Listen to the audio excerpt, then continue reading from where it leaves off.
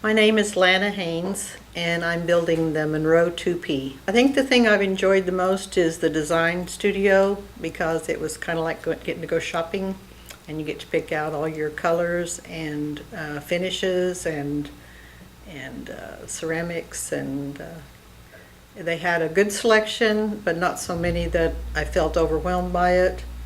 And I was able to just take my time, and nobody rushed me, and it was just a good experience. I haven't really dealt with a lot of other builders, but everything about dealing with Shaw Homes has been easy and pleasant, and I didn't feel pressured, and it was just easy progress to make.